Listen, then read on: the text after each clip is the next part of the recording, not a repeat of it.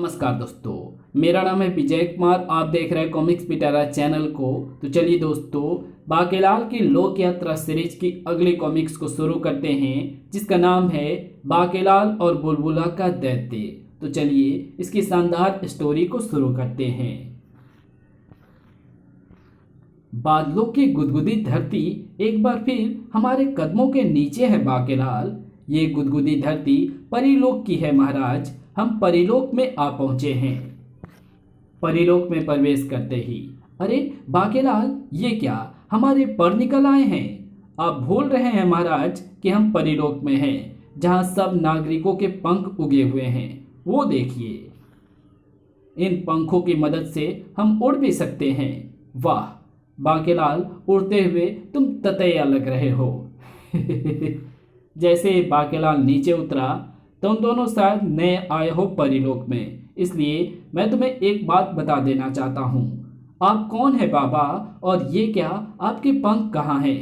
बेटा, मैं कभी परीलोक का रक्षक था। परीलोक का एक पड़ोसी राज्य है बुलबुला, जहाँ दैत्यों का राज है। छल कबड्डी कबड्डी कबड्डी।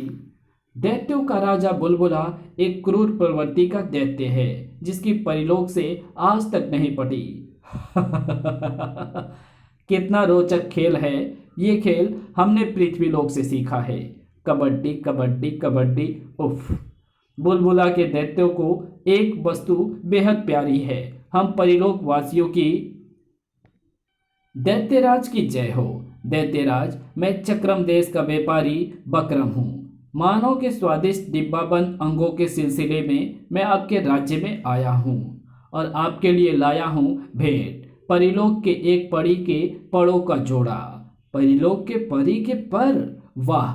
चक्रम देश के इस व्यापारी बकरम को मानव के डिब्बाबंद स्वादिष्ट अंगों के आयात का पूरा आदेश दे दो। उधर बुढ़ा पारा एकाएक ही उदास होकर कह उठा, बच्चों, मैं तुम्हें यही बताना चाहता हूँ कि परीलोक की उत्तरी सीमा पर पार करने की चेष्टा कभी न करना, अन्यथा अपने पंखों से हाथ धो बैठोगे, जैसे मैं धो बैठा। ओह, तो ये बात है। आप फिक्र ना करें बाबा, हम उत्तरी सीमा पार करने की चेष्टा कभी ना करेंगे। किंतु बाबा, क्या दैत्य परीलोक में नहीं आ सकते? नहीं, परीलोक की परी रानी तितोली को उनके गुरुदेव के मिले वरदान के कारण अगर दैत्यों ने परीलोक में प्रवेश की चेष्टा की तो वे जलकर भस्म हो जाएंगे। इतना कहकर परा आगे बढ़ गया।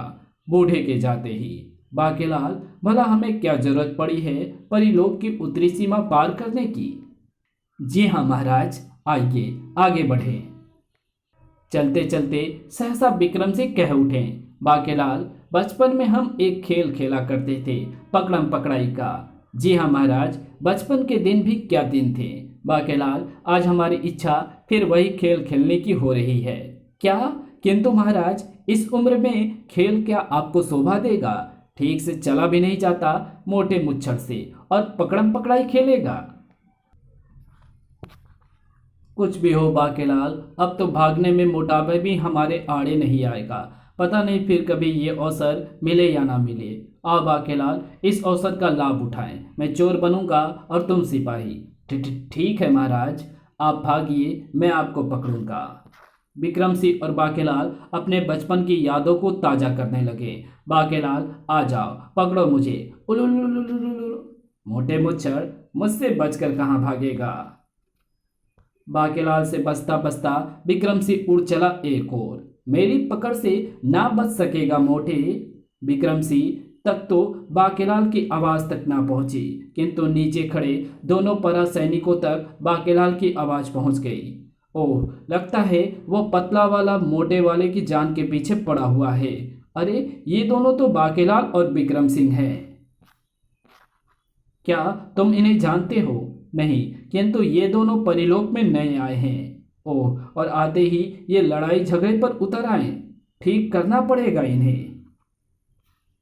एकाएक बूढ़ा परा भयभीत हो उठा, किंतु ये दोनों तो उत्तरी सीमा की ओर बढ़ रहे हैं। उफ, अगर इन्होंने उत्तरी सीमा पार कर ली तो गजब हो जाएगा। आओ चौकट सिंह, जल्दी से मेरे साथ आओ। उफ, मेरे मना करने के पश्चात भी ये दोनों अपनी हरकत से बाज नहीं आए। उधर विक्रम सिंह तेजी से उड़ा जा रहा था। बाकेलाल, लगता है मेरा बचपन लौट आया है और मैं नन्हा सा बच्चा बन गया हूँ। आओ आओ, पकड़ो मुझे। सचमुच बहुत तेज गति है इनके उड़ने की। अचानक चौंक पड़ा बाकेलाल। अरे ये क्या, उत्तरी सीमा पर लगी चेतावनी। चेतावनी, उत्तरी सीमा, यहां से आगे ना जाए। उफ, ये मोटा मुच्छर तो उत्तरी सीमा पार भी कर गया। चलो, अच्छा हुआ मोटे मुच्छर से जान छूटी। उड़ता हुआ मैं इसे ततैये लग रहा था। अब पता चलेगा बच्चों को जब दैत्यों के पंजे में फंसेगा, और तभी पकड़ लो बाकेलाल को। हैं, ये मुसीबत कहाँ से आ गई। उधर विक्रम सिंह पर भी टूट पड़ा मुसीबतों का पहाड़। एक और मुर्गा फंस गया तोड़ू मरोड़ू के जाल में, पकड़ लो इसे। कौन हो तुम? मैं हूं बुलबुला का प्रहरी तोड़ू, और मैं बुलबुला का प्रहरी मरोड़ू। ये जो पंख तुम हमारी पीठ पर उगे देख रहे हो ना, ये तुम परिलोक वासियों के ही हैं, जो तुम्हारी तरह ही पकड़म पकड़ाई खेलते हुए बुलबुला की सीमा में आ घुसे थे। क्या? उफ, तो क्या मैं बुलबुला में प्रवेश कर गया? नहीं। बाकेलाल कहाँ गया? बाकेलाल को वहां सैनिकों ने पकड़ रखा है, और वो मुझे इन दैत्यों के चुंगल से छुड़ाने के लिए उनसे छूटने का प्रयास कर रहा है। मडोरी ने लगाया एक भयानक अट्ठास, और तोड़ू, तोड़ ले इसके पीठ पर उगे पंख। नहीं, मेरे पंख तोड़ते ही मैं नीचे गिर जाऊंगा। बचाओ! दैत्य तोड़ू ने एक ही झटके से तोड़ डाले विक्रम सिंह के पंख। कड़ाक! मर गया। अगले ही पल, घबरा नहीं मोटे, नीचे गिरकर तुझे चोट नहीं लगेगी। वाह, महाराज बुलबुला पंखों का ये जोड़ा देखकर अति प्रसन्न होंगे। बचाओ! विक्रम सिंह गिरा बादलों की नरम एवं गुदगुदी धरती पर। धस! ये देख बाकेलाल को दबोचे खड़े सैनिक क्रोध में भर उठे। बाकेलाल, तुम्हारे कारण एक निर्दोष एवं मासूम परा को अपने पंखों से हाथ धोना पड़ा। मगर मेरी बात तो सुनो, इसमें मेरा क्या कसूर? मैं तो। चौखट सिंह, इसे परी रानी तितोली के पास ले चलो, वही करेंगे इसका फैसला। इस दुष्ट को कड़े से कड़ा दंड मिलना चाहिए। मर गए। परी रानी तितोली ये सब सुनते ही आग बबूला हो उठी। क्या परिलोक में रहकर ऐसी उदंडता? बाकेलाल, हम तुम्हें ऐसा दंड देंगे कि तुम अपनी सारी शैतानियां भूल जाओगे। बाकेलाल के पंख उतार लिए जाएं और 1 माह तक इसे परिलोक के झूठे पत्तल भी साफ करने होंगे। यही इसका दंड है। परी रानी का फैसला सुनते ही जहां राज दरबार में हर्ष ध्वनि फैल गई, वहीं बाकेलाल गिड़गिड़ा उठा। किंतु परी रानी, मैंने वो सब, हम कुछ सुनना नहीं चाहते। ले जाओ बाकेलाल को और उसके पंख उतार लो। बाकेलाल के पंख उतार दिए गए। आज के बाद परिलोक में ऐसी हरकत करने का दुस्साहस कोई नहीं करेगा। खचाक! बेचारा बाकेलाल बुरा फंसा पकड़म पकड़ाई खेलने के चक्कर में। आज तो बड़ी बेइज्जती हुई। काश दैत्य पंख मरोड़ने के साथ ही उसके गर्दन भी मरोड़ देते, और ये सब हुआ उस मोटे मुच्छर के कारण। और फिर बाकेलाल परिलोक से गुजरा। अरे देखो, पंख मुंडा जा रहा है। पंख मुंडा! बाकेलाल का क्रोध जा पहुंचा 7वें आसमान पर। मेरी इतनी बेइज्जती कभी नहीं हुई। अपनी इस बेइज्जती का बदला मैं जरूर लूंगा परी रानी से। अपनी बूंदी में गांठ मारकर मैं ये प्रतिज्ञा करता हूँ कि जब तक इन सबको पंख मुंडा ना कर दूंगा, मुझे चैन नहीं मिलेगा। अपनी बूंदी की गांठ भी मैं तभी खोलूंगा। उन्हीं दिनों बुलबुला के दैत्यों का आतंक पृथ्वी पर भी फैला था। परिलोक के पराओं के पंखों के कारण उड़कर हम पृथ्वी तक आसानी से पहुंच जाते हैं। दोनों धरती पर आ पहुंचे। मरोरू, वो रहा मानवों का नगर अनारपुर। अनारपुर से आज खूब मानव बटोर कर ले जाने हैं तोड़ू। चक्रम देश के बकरम का आदेश पूरा हो गया है, और कीमत के रूप में उसे जीवित मानव चाहिए। फिक्र मत कर मड़ोरू, आज बड़ा झोला लाया हूं मैं। और दैत्य को देखते ही मानो में भगदड़ मच गई। तोड़ू मरोड़ी से बचकर कहाँ भागोगे?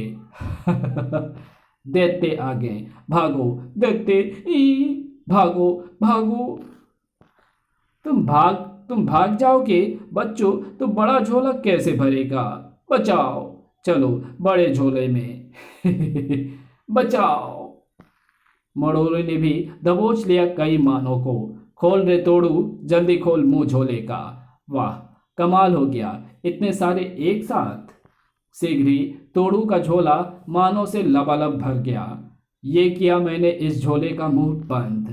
तभी दूर देखता चीख पड़ा मड़ोरू, तोड़ू जल्दी कर, सैनिकों का दल इधर ही आ रहा है।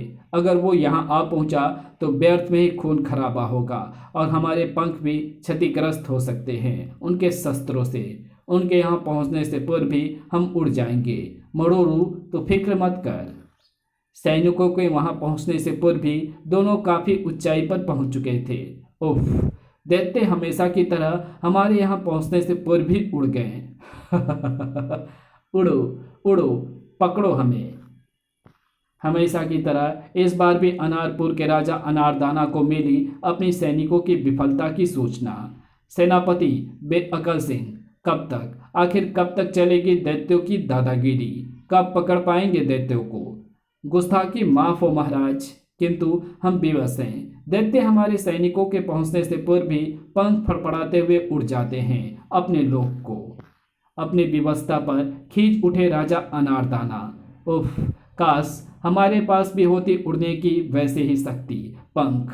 उसी समय बुलबुला के राज दरबार में दैत्यराज को बकरम का प्रणाम। दैत्यराज, बकरम के डिब्बा बंद चाशनी युक्त मानव अंगों को जरा चख कर देख लें। ये क्या है बकरम? ये मानव नेत्र है दैत्यराज, जिन्हें चाशनी में डुबोकर खाया जाता है। इसे कहते हैं आंख गुला। आंख गुला, वाह, यम यम, अति स्वादिष्ट है ये तो कुछ भी नहीं है दैत्यराज।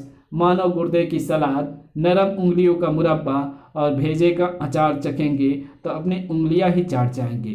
तभी दैत्यराज की जय हो। ओह, आओ आओ दैत्यो, तोड़ू मरोड़ू क्या लाए? बोरा भर कर मानो, खुश कित्ताई ओए तोड़ू मरोड़ू, वाह। ये लो आंख गुलों का एक डिब्बा तुम्हारा इनाम। आंख गुले, वाह। दैत्य बकरम, आंख गुले के और भी डिब्बे कल तक यहाँ पहुंच जाने चाहिए। अवश्य दैत्यराज, अवश्य। फिर दरबार की कार्यवाही बर्खास्त कर दी गई। उधर परिलोक के भोजन कक्ष के बाहर बैठा बाकेलाल परिलोक के जूठे बर्तन साफ कर रहा था। बाके एक दिन जूठे बर्तन भी साफ करेगा, ये कभी ना सोचा था। ए बाकेलाल, जल्दी जल्दी हाथ चला, भोजन का समय हो गया है। ओह, अगर ऐसी बात है सैनिक जी, तो पहले मैं ही भोजन कर लेता हूँ। क्या कहा? अरे कमबख्त, भोजन का समय तेरा नहीं, परी रानी तितोली और परालोक के अन्य नागरिकों का हो गया है। यहाँ सब एक साथ ही भोजन करते हैं, पंख मुंडों को छोड़कर। ओह, इसका मतलब अभी कुछ देर और भूखा ही रहना होगा। फिर जब परी रानी तितोली और अन्य भोजन करके चले गए। अरे बैद जी आप? सैनिक, आज मुझे दवा लाने में कुछ देर हो गई। परी रानी तितोली की ये दवा भोजन के बाद ही लेती हैं। उनसे कहना कि मैं भ्रमण करने के लिए दूसरे नगर जा रहा हूँ। ये दवा 1 सप्ताह तक नियमित रूप से लेनी है। तुम जाकर उन्हें दवा दे दो। क्यों नहीं बैद जी, मैं अभी ये दवा परी रानी के पास पहुँचा देता हूँ। इस कहानी को यहीं समाप्त करते हैं। इसके आगे कहानी पढ़ेंगे इसके पार्ट 2 में। तो मिलते हैं इसके दूसरे पार्ट में। तब तक के लिए बाय। अगर आपको ये वीडियो पसंद आई हो तो इस वीडियो को लाइक शेयर कमेंट ज़रूर कर देना। चैनल पे पहली बार आए हो तो चैनल को सब्सक्राइब कर ऑल नोटिफिकेशन को सिलेक्ट ज़रूर कर देना। Thanks for watching my videos.